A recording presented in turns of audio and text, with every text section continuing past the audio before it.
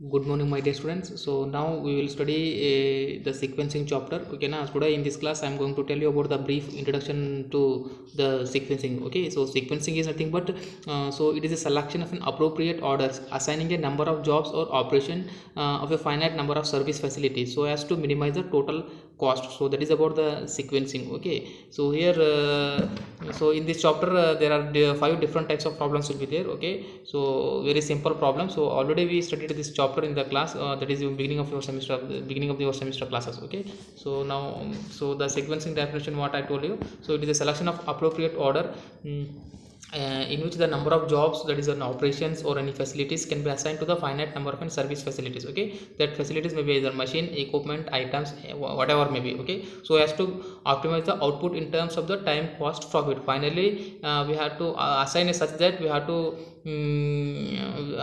to reduce the total time, cost, profit. So any one among these two for the owner or the company lead managers. Okay, so this is about the sequencing. So here again same I wrote here the another definition. So sequencing nothing but it is a concern with an appropriate selection of a sequence of a job to be done on a finite number of service facilities like machines, operator, items, whatever may be. So in some well defined technology order, so as to minimize the some efficiency, that is the output efficiency or overall cost, overall time, overall profit. Okay, now whatever may be, that is called sequencing. Okay, now so for example we know the well known the sequencing problem is to determine the sequencing in which two or more jobs should be processed on a one or more machines in order to optimize some measure of effectiveness. Okay, so here number of items will be there, with us we have number of items will be there, so that items we have to perform any one machine or two machines, so as to we finish the as much as earlier, and along with we have to reduce the proper cost also, and we have to get the maximum profit. So that is about the sequencing conclusion. Okay, now we are studying this, we have to reduce the final time, cost, mm, profit. So that is about the sequencing. Okay, so if you solve one problem means you'll understand. Okay, now if you solve sequencing problems, we have with us some assumptions we have to assume, assumptions while doing the problem. Okay, so the following assumptions are generally made in sequencing problems. Okay, while solving the problems we have to assume these assumptions. Okay, first one is the processing time on a different machines are independent of the order of the job in which they are to be processed. Okay, so there is a processing time should be independent of each machine. So that is the first assumption. Second one is only one job can be processed on a given machine at a time. Okay, so only one job can be performed on a machine at the single time, that is single pass time. Okay, second assumption. And third assumption is the time taken by the jobs in a moving from one machine to the another is very negligible and is taken as equal to zero. Okay, so this is about the third assumption. Fourth one is each job once started on a machine is to be performed up to the completion of that machine. Okay, fourth job is if you start one operation on a given machine, you have to complete that particular machine on that machine only, should not change. Okay, so that is about the fourth assumptions. Okay, fifth one is again machine to be used are different types. Okay, machines can be used any job number one, job number two, job number three can be performed in different machines also. Okay, so sixth operation is all the jobs are known, and are ready to process the before the period of under consideration beginning. Okay, so seventh is processing time are given and do not the change. Okay, they are the fixed time, so you cannot change whatever you want. Okay, and they will give the in the question only. Okay, the order of the completion of the job has no significance. Okay, now sequencing becomes a completed if the above stated assumptions not hold the good. We shall only deal within the simple sequencing problem in this chapter. Okay, so if any one of the above assumptions are not considered, then we are not going to solve the any sequencing problem. Okay, so these assumptions we will understand better while solving the problems. Okay, so now before solving the problem we have with some definition. So what do you mean by number of machines, what is the processing time, what is the processing order?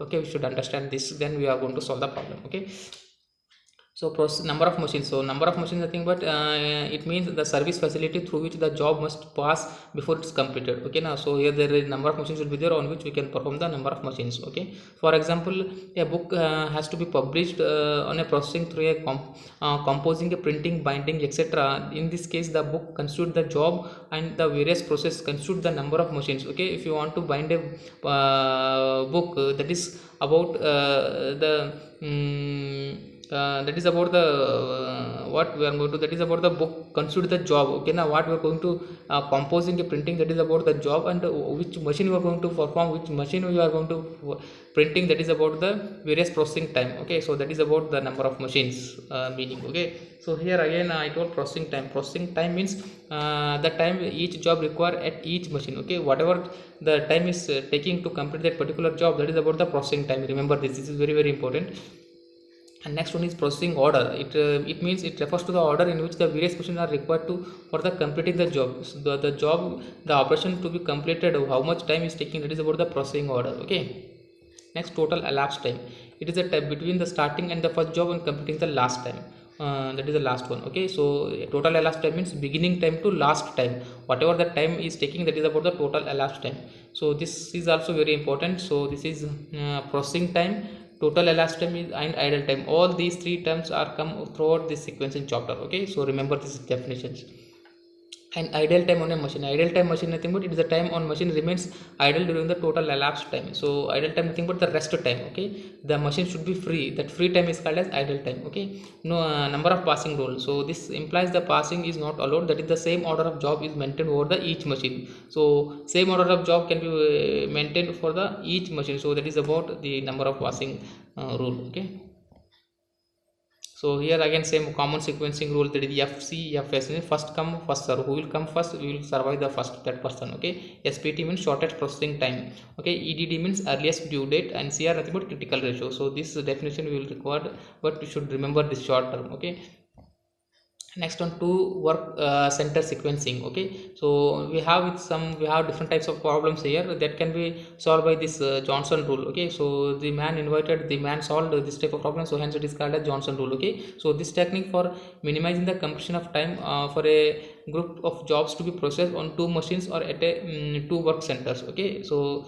we have one job that can be performed with a single machine or two machines. Okay, minimize our aim is to minimize the total cost, that is, and also calculate the idle time. Okay, there is free time and several condition must be satisfied. Along with while solving, we have some satisfy the condition. Okay, so Johnson rules, we have some Johnson rule condition for solving this type of problem. So the job time must be known and constant. So in the question they should give this like this, that is constant value, and the job time should be they should have to give. Okay, so job time must be independent of the sequencing. So job must follow the same two-step sequence only. Job priorities cannot be used here, we cannot be priority given to any job. Okay, all unit must be completed at the first work center before moving to the second. So their unit should be have to given clearly mentioned. Okay, now before going to second, if you, for example, if you complete the first job in an hour, if you go into second hour in minute, then it is not possible. You have to complete that particular hours time, you have to convert in the beginning only. Okay, so here we have some list of problems for reverse syllabus. It is a n jobs on single machines, n jobs on two machines, n jobs on three machines,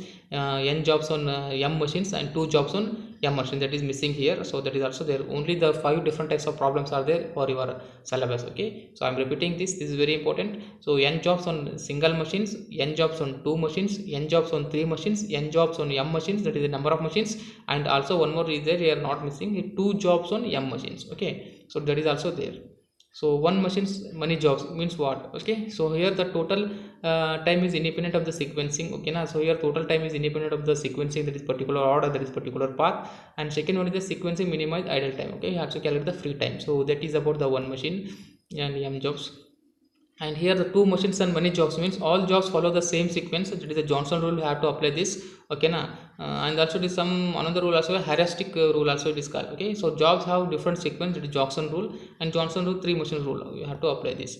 And Johnson rule same here. To solve Johnson rule we have some procedure, that is what I told in the beginning only. So Johnson rule, that is it is a procedure that minimize the idle time when scheduling the group of jobs on a two workstation. Okay, so this it is the main use of this is to reduce to minimize the cost and find the idle time, that is free time. Step number 1 is find the shortest processing time among the jobs not at schedule. If two or more jobs are tied, choose any one job for the arbitrary. So first step is to find the minimum value, minimum processing time in the given time. Okay, so that is about the first step by Johnson rule. Second step is, if the shortest processing time is on workstation 1, then schedule the corresponding job as early as possible. Okay, so corresponding value you have to calculate.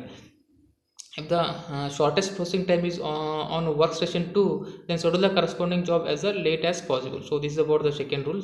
Eliminate the last job schedule from the further consideration and repeat the process 1 and 2. You will get the elapsed time and idle time for the each machine. So if you solve the one problem means you will understand this step number 1, step number 2 and step number 3. So this is about the brief introduction about the sequencing. Okay, just to remember this definition, what do you mean by sequencing, and these different 5 types of problems will be there for your syllabus. Okay, so I hope you understand this okay problem. Just and these 3 times also very important: processing time and total elapsed time, idle time. Idle time means free time, total elapsed time means beginning time to end time to complete the particular job is called as total elapsed time. Idle time is free time, and processing order means the time taken to complete that during particular job, while doing the job, that time is called as processing time. So these 3 times are very important for this chapter. Okay, so I hope you understand this sequencing introduction class.